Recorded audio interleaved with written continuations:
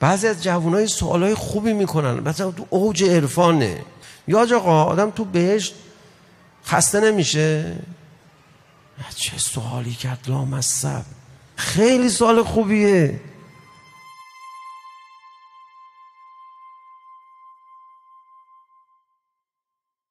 ما برای این که خوب بشیم به دنیا نیومدیم، ما حتی ما برای این که خطا نکنیم آفریده نشدیم. ما خب خطا نکردی بعد چی؟ به ایشون هیچ خطا نکرد، حالا مرد، تموم شد رفت. ما برای این که موفق بشویم در زندگی آفریده نشدیم. ما تو موفق شدی، الان به هر موفقیتی برسی، به هر کمالی برسی تو این دنیا، غم دلتو میگیره. یه دفعه آدم به موفقیت که میرسه میگه که چی؟ ما اصلا برای این چیزا آفریده نشدیم، به هیچ کدوم اینا هم راضی نمیشیم.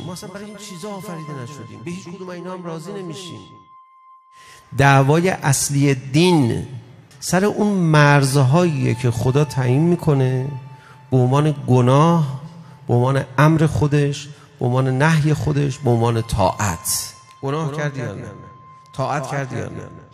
ما آفریده نشدیم برای خوب بودن. الکی ما رو آدرس غلط بهمون ندید.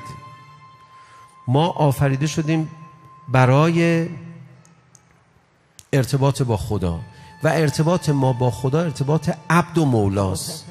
ارتباط عبد و مولا در فرمان شکل میگیره، در اطاعت شکل میگیره، غیر از این شکل نمیگیره. ارتباط عبد و مولا در فرمان شکل میگیره. گناه کردی یا نه؟ طاعت کردی یا نه؟ این چالش اصلی قرآنه، چالش اصلی حیات بشر هم هست، چالش اصلی است که اولیاء خدا هم در خونه خدا گریه که میکنن سر همین موضوع صحبت میکنن مدام. و اصلا خداوند متعال رابطه خودش رو با بندگانش حول این چالش تعریف کرده. اصلا خودش هم میخواد اینجوری بشه. اصلا انگار گناه کردی یا نه؟ طاعت کردی یا نه؟ این طاعت تو میپذیرم یا نه؟ بابا حضرت زینب سلام الله علیها رفت کنار گودی قتلگاه، خدای این قربانی رو از ما قبول کن. موضوع کلیدی تر، مهمتر دیگه ای نبود شما اینجا الان مطرح بکنی؟ این حماسه بزرگ، این عشق، این فداکاری، این شهادت، این مظلومیت، نه خیر، کلیدی ترین موضوع همون موضوع فرمان پروردگار، انجام طاعت، قبولی خدا.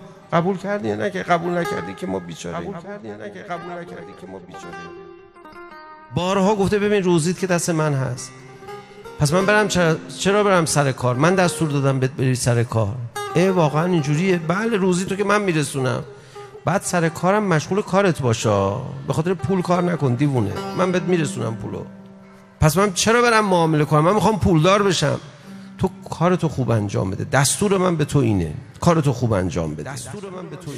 ما برای خوب شدن آفریده نشدیم، ما برای ارتباط گرفتن با مولا آفریده شدیم، برای تحقق چیزی به نام عبودیت آفریده شدیم. اینم با حلوا دهن شیرین نمیشه.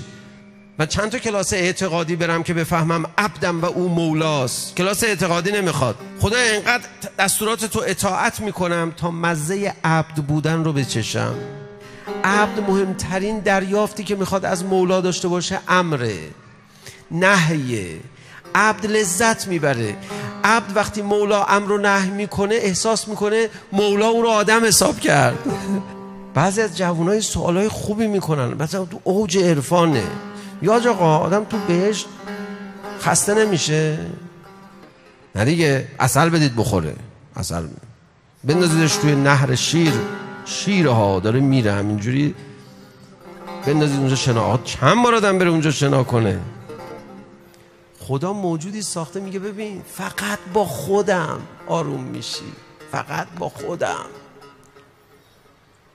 بهشتم تو رو راضی نمیکنه. تو همین الان فهمیدی اونجا خسته کننده است، بعد بهت میگم که بهشت فرش زیر پاته. مهم اینه که روی این فرش نشستی با کی داری عشق بازی میکنی. ما آفریده نشدیم برای خوب بودن، ما آفریده شدیم برای ارتباط با خدا، و ارتباط ما با خدا ارتباط عبد و مولاست. گناه کردی یا نه؟ طاعت کردی یا نه؟ عبد مهمترین دریافتی که میخواد از مولا داشته باشه امره، نهیه. عبد لذت میبره. عبد وقتی مولا امر و نهی میکنه احساس میکنه مولا اون رو آدم حساب کرد.